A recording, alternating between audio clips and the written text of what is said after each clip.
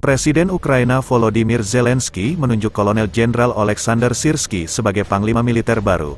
Penunjukan Syrskyi dilakukan usai Zelensky merombak jajaran petinggi militer Ukraina, setelah muncul spekulasi keretakan antara Zelensky dengan Panglima Militer sebelumnya, Jenderal Valery Zeluzhny. Mulai hari ini tim manajemen baru mengambil alih kepemimpinan Angkatan Bersenjata Ukraina, kata Zelensky dilansir Reuters pada Jumat, 9/2. Syrskyi telah memegang peran kunci membawa kemenangan bagi Ukraina selama menghadapi invasi Rusia sejak Februari tahun 2022. Syrskyi juga menjadi kunci di balik benteng pertahanan yang kuat militer Ukraina di Kyiv sehingga sampai hari ini belum juga berhasil ditaklukkan Rusia.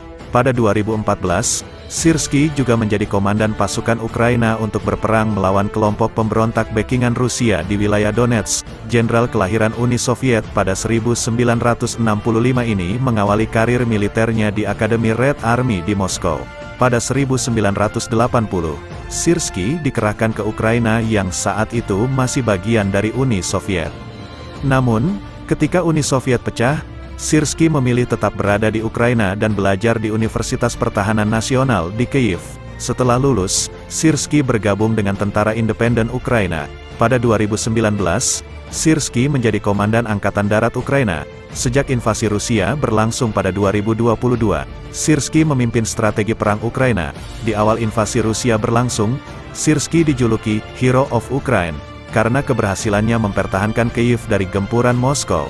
Pada Juli tahun 2022, Syrskyi memimpin operasi perlawanan yang membuat tentara Rusia mundur dari Kharkiv dan merebut beberapa wilayah yang sempat diduduki Moskow.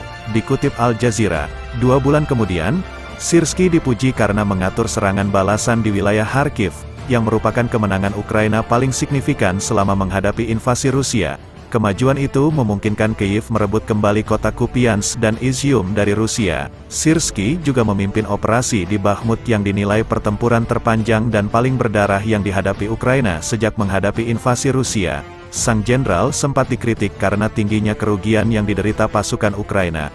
Beberapa analis militer percaya bahwa taktik medan perangnya mencerminkan pelatihan hierarki Sovietnya. Namun, keberhasilannya memimpin pasukan di garis depan perang membuat Syrskyi mendapatkan dukungan dari militer Ukraina.